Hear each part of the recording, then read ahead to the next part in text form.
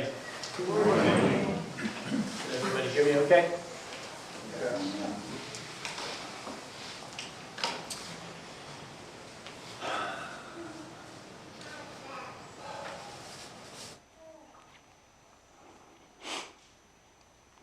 That's my grandma or granddaughter, Tallulah, out there.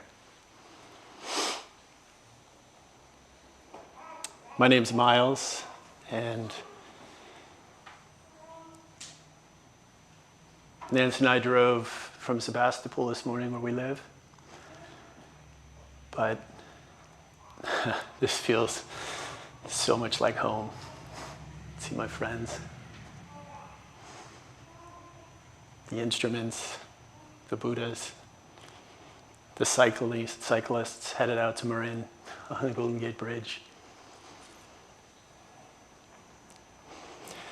It's funny because I came from the South Bay about 13 years ago. My brother actually drove me here, and Lucy Zhao opened the door for us. And even after a couple of years here, still driving back from the South Bay, driving into San Francisco, didn't feel like home.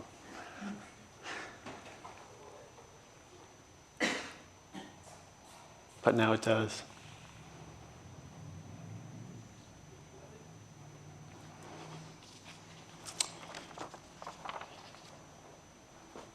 The chant that we do, having it to see and listen to remember and accept. The first few months here, I thought it was to remember and forget.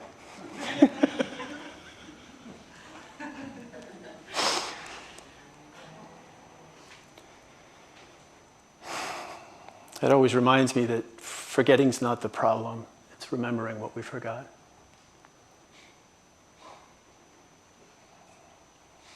And just being here, it reminds me of all the beautiful ways I've been here.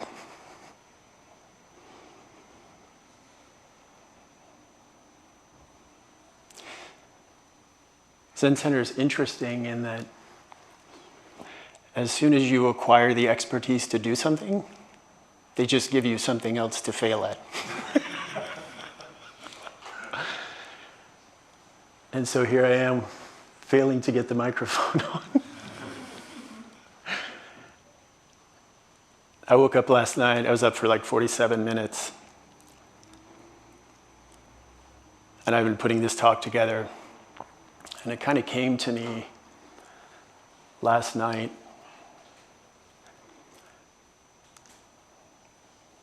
About bearing witness to the tension in our life.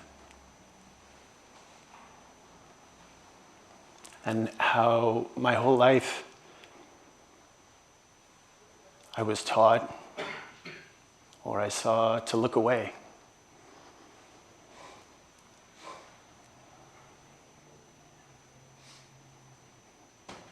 And so here I am, hands a little shaky, mouth a little dry. Maybe giving a visualization of being in a space and feeling tension and sharing that with a community that I trust. In the room, and for those of you online, I wish I could see your smiling faces in your Zoom boxes. So, I'm Myles. I'm a student of Paul Hollers. He couldn't be here, but he's sweet. He texted me last night that he wouldn't be here, but he's here in spirit.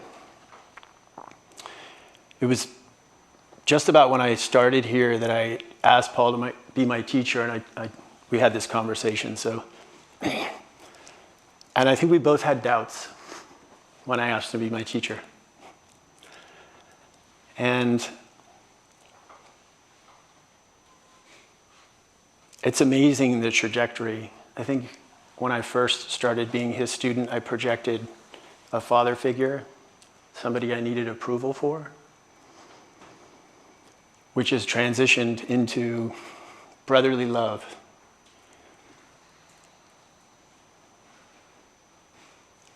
And I joked with Paul. I said, Paul, what's changed? And he said, me. And it's true. I think through the process of the anxiety of constantly being asked to do new things in a community you trust, you can't help but acquire some self-love.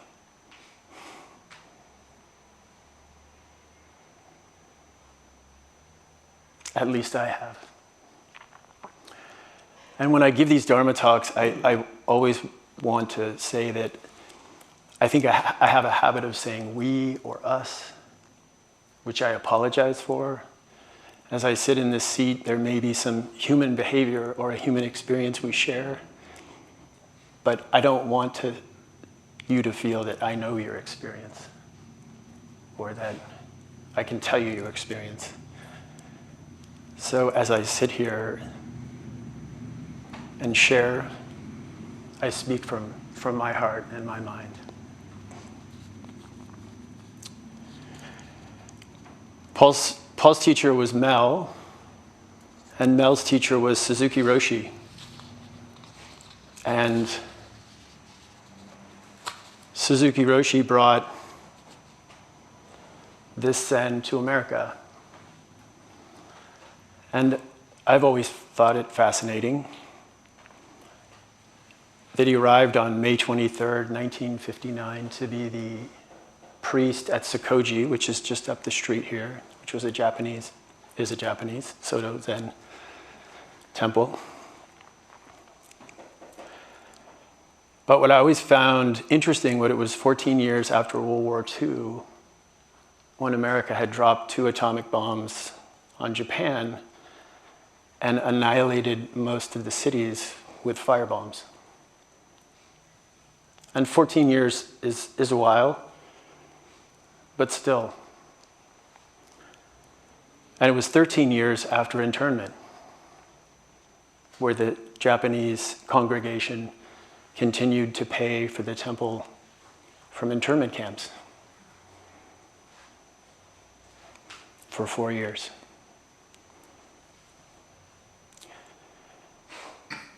And yet, Suzuki Roshi opened his heart to American practitioners. And we're here because of that. And I'm trying to create some self-love and compassion and empathy because of it.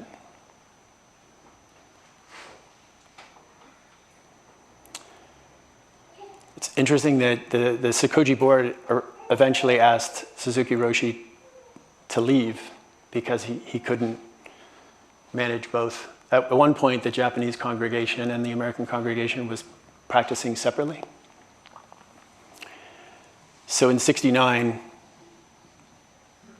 he went full-time with the San Francisco Zen Center, and very recently after that, we bought this place and practiced here.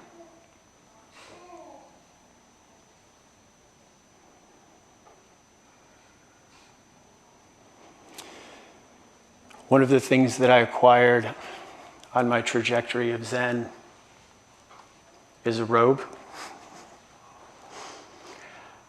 And normally the process when you're sewing your robe is to say Namu Ki Butsu for each stitch. But I have to shamelessly admit that I was actually listening to Suzuki Roshi talks. And I listened to about 100 of them at 3:30 in the morning before Zazen, sewing my robe. And they're available on our website, and they've been audio corrected so you can hear them well. And essentially our Roshi was teaching the practice to new students And it's frozen in time for us. So you can listen to those talks as if you were a student of the 60s. Just like they were.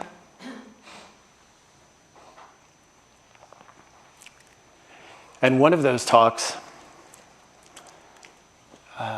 stuck with me. It was a Shosan ceremony on Monday, November 11th, 1968. And a Shosan ceremony is a Dharma inquiry ceremony that happens within a practice period. So it's timed just about a time that the residents have gone feral enough to ask questions about their Dharma experience publicly. So it would be as if we were sitting here, and each one of you would get on your knees and ask a question in choku to the teacher publicly. My favorite question was my last practice period, where a resident said, "Hojo-san, how do I tell Catherine I stole a cookie from the kitchen?" And needless to say, Catherine was in the room.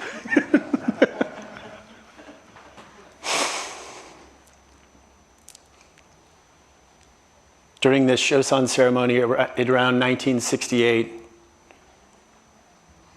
the Vietnam peace talks were in a troubled state. Nixon was elected. The White Album was released, and the first interracial kiss happened on Star Trek.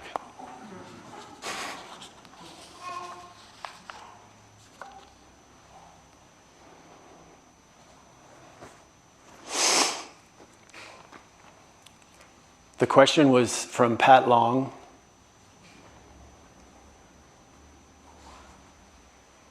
who was obviously a dedicated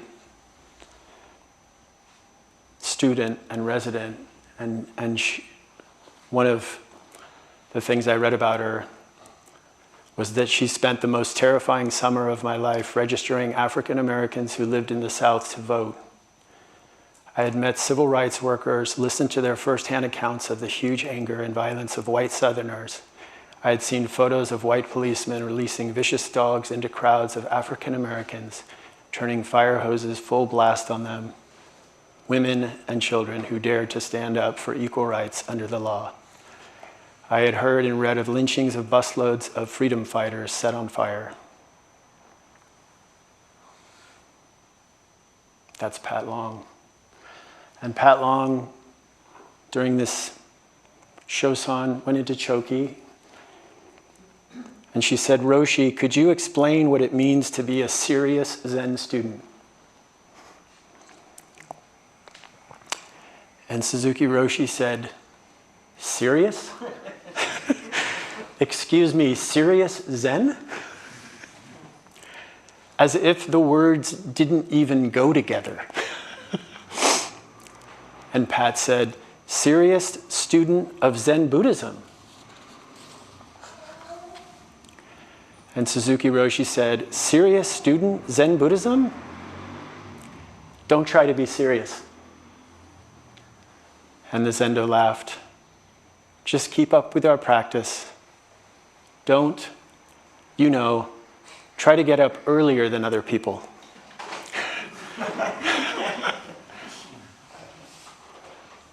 And maybe some of us in the room have a way of getting up earlier than somebody else we're in competition with.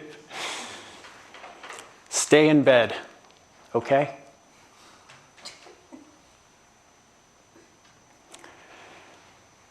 And one of the benefits of doing a Dharma talk is actually pondering what's been important in your life. And this really has stuck to me a lot. And as I was thinking about what I wanted to talk about, I thought about, well, if we're not serious, what can we be? And the answer that came up was sincerity. And for me, I realized the reason that my trajectory with my teacher became from father to brother was because Paul helped me focus on sincerity, not perfection.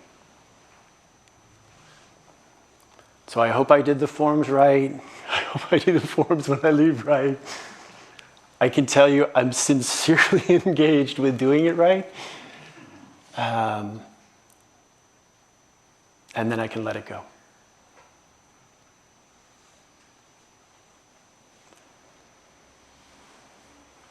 Seriousness can manifest as defensiveness out of a fear of being wrong for me. So seriousness has a way for me to manifest my fear. When I thought about this Dharma talk, I thought about being in front of everybody publicly. The way I look, the way I talk, maybe my mouth's dry, maybe I'm shaking. And I thought, just be sincere. Just bring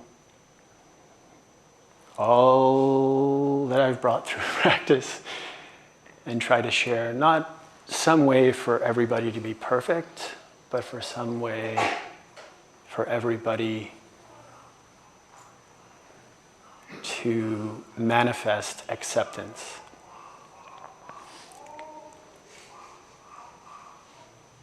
Because what I came up with sincerity is that it can manifest as acceptance by bearing witness to the reality of the situation or your own feelings without resistance or judgment. And I have to say I got one foot in Vipassana and one foot in Zen. And it might have been Jack Kornfield that called it loving awareness. There's some enlightened state that I think I want to achieve, or thought I'd want to achieve, or that's achievable or important. But in some ways, it's actually what's underneath, which is just our bare witness.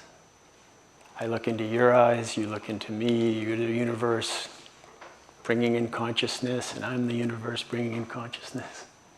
Look around at everybody else. See all the eyes and ears of the universe looking back.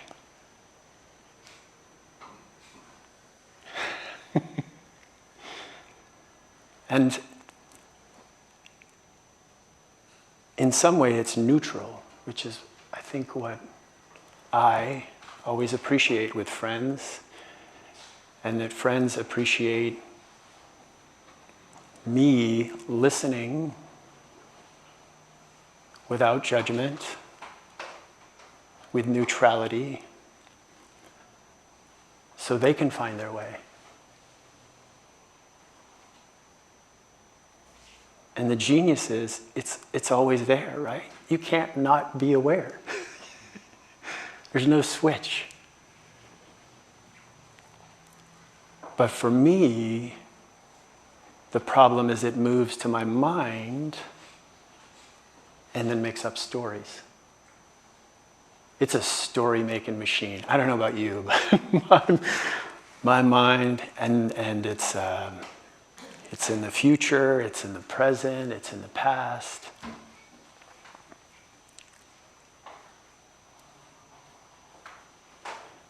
So I started to think about what Suzuki Roshi was trying to tell Pat about seriousness, which is maybe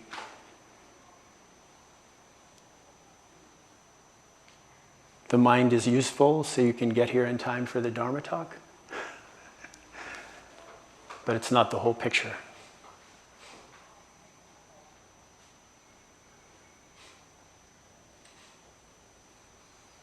And so for me, meditation is a way. I was thinking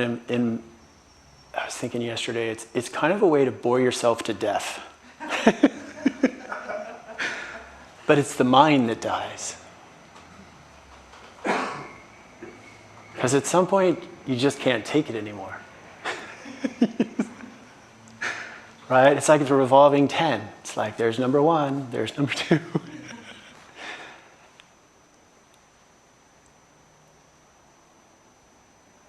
And maybe there's not just a way for it to stop, but with sincerity and acceptance, maybe it can be healed.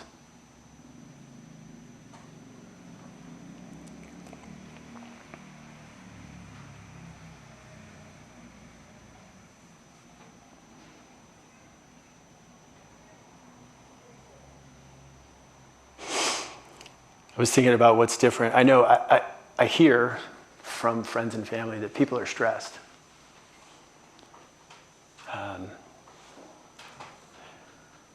And as I was stating with it, what was happening for Suzuki Roshi and what was happening for Pat, I think we've made some progress. We still have a lot to do.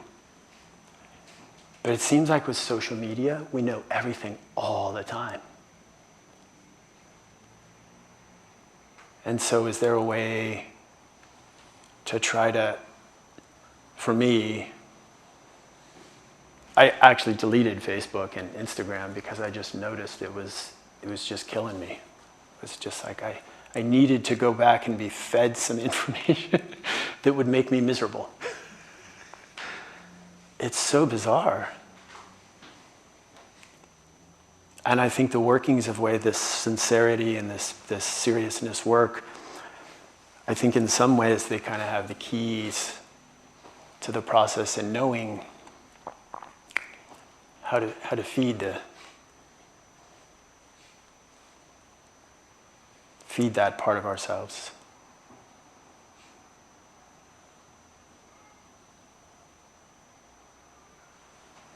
I was thinking about seriousness as well. Even if I'm right, sometimes it leads to self-righteousness, which doesn't feel good either.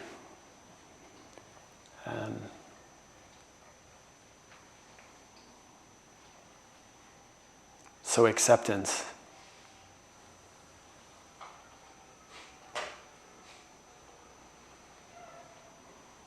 One of the things that I did when I got back from Tassajara the first time was those of us that went sat down and we kind of made goals that we wanted to achieve, and I wanted to sit full lotus, which was kind of bizarre because I have a high school degree, and it'd be like saying I want a PhD. I think I was in the most pain at Tassajara during the whole practice period, and so I just started sitting for an hour before Zazen.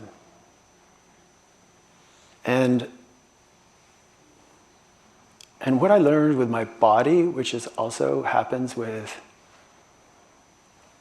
my experience, is that I wasn't really stretching. I was bringing awareness to tension in my body. And my body had a way of connecting the pieces that had been disconnected to bring a flexibility to my body. I have this principle that pressure causes resistance and doesn't change behavior. So that anything that I apply force to, the force will be at least as much or more pushing back. And so whether it's my experience or my body, how can I bring this loving awareness,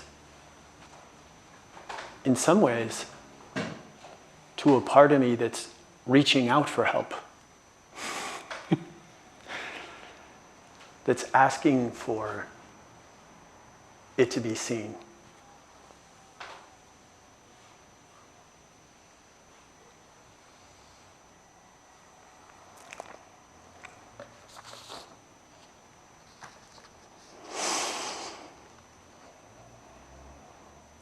Defensiveness builds a wall to protect oneself from a perceived threat. And acceptance tears down the wall because the threat is no longer present, allowing for true intimacy and connection.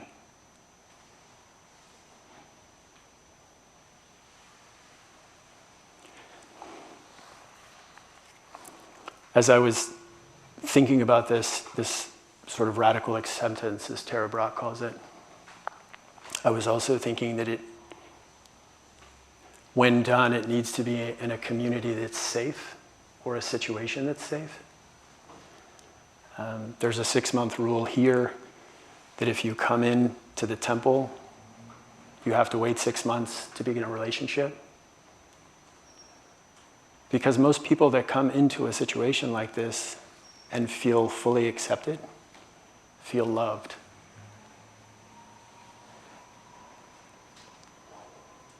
And mistake this love for romantic love.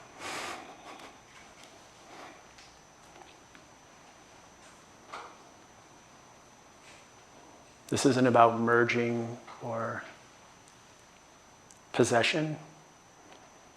It's about acceptance.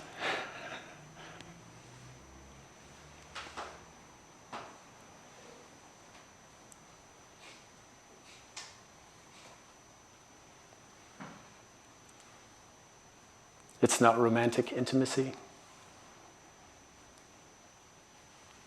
It's a spiritual intimacy.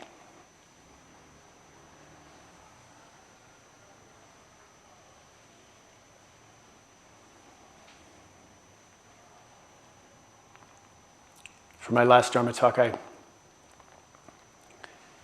framed the precepts in a positive way because I always didn't like them in a negative way, if you know the precepts. So the first pure precept is, I vow to refrain from all evil, which for me can bring a seriousness.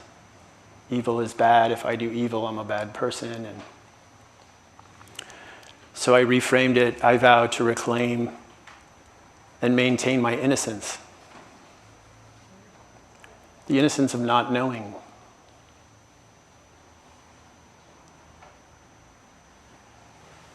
Even if I know now, I can step back into it healed.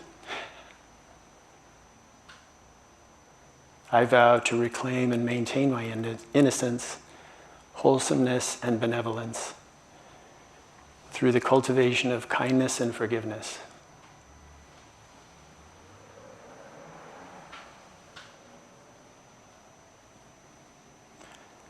And as I do this Dharma talk, also frame that as loving awareness.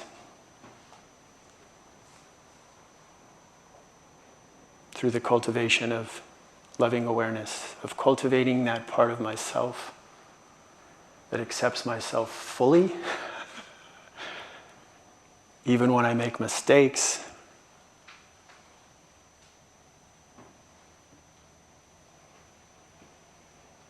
And then I can pass that along to everybody else.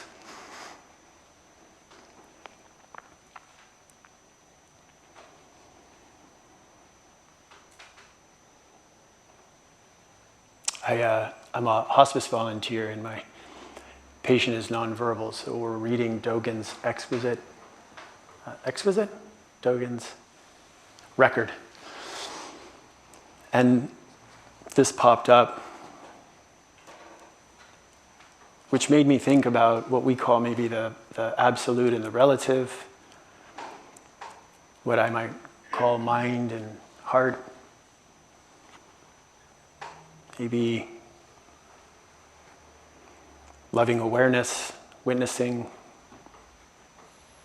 and acting. He said, if the greatest cold does not penetrate into our bones,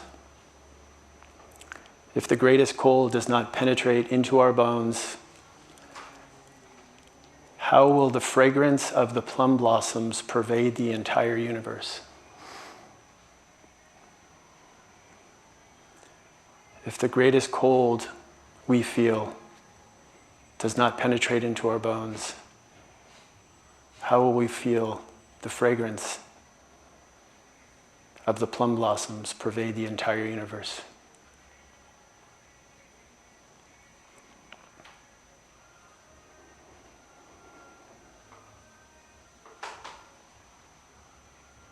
So maybe I'll leave with this story. I was at Tassajara when our good friend and resident and exquisite person, Caroline, went missing and was later found dead. It was about 3/4 into the practice period and everybody went kind of fully nuts. And John and Jean, their parents arrived. I picked them up at the airport. I was their assistant, and Yael and I took care of them while they were there. While they were there, Caroline was still missing, and it had been a few days. And it was really cold at Tassajara, like really cold. And each night we went to bed, those of us that went to bed, some were out hiking all night. You can imagine the grief we were feeling, knowing our friend was out there.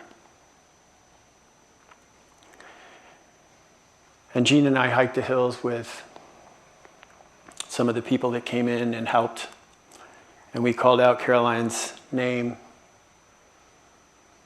into the abyss, hoping that Caroline might call back.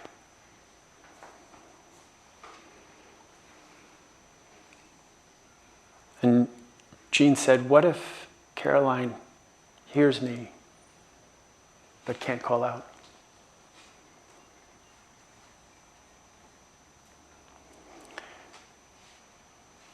And then Caroline's body was found. And we had a memorial for her. There's 34 of us, 35 of us in the Zendo. And I asked Jean if she wanted to wear Caroline's robes. And she said yes.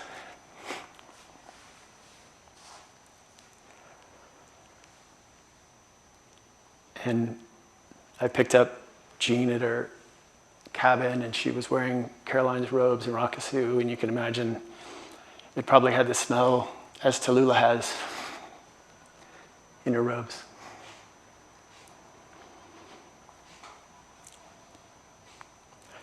And Jean let Caroline's spirit attend that ceremony.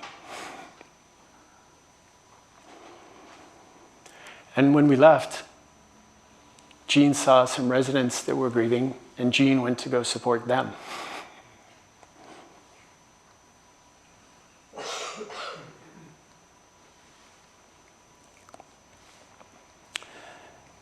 And then the moment I'll never forget is we're walking back from the retreat hall, Jean and me, or Jean and I.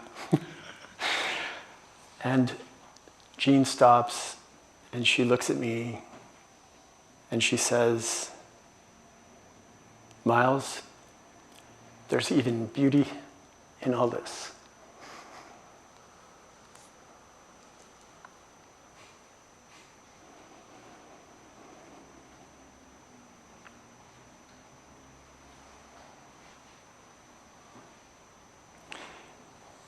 Jean wouldn't defend her heart and missed the opportunity to be with Caroline.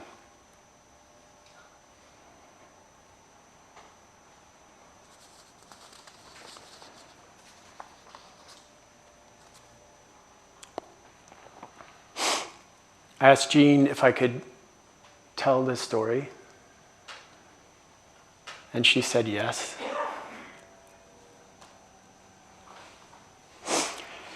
And I have to say I'm protective even sharing it, because in some ways it seems culturally unapprovable to even have an undefended heart or to even see the beauty.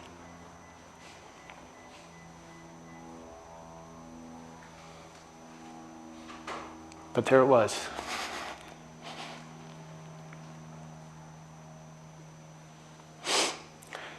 So I offer you Jean's story.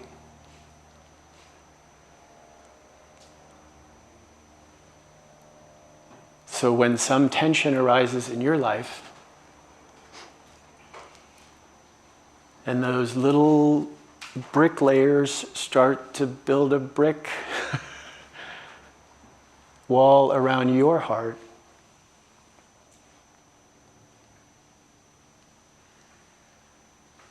Maybe we can think, what would Jean do? What could Jean help me do?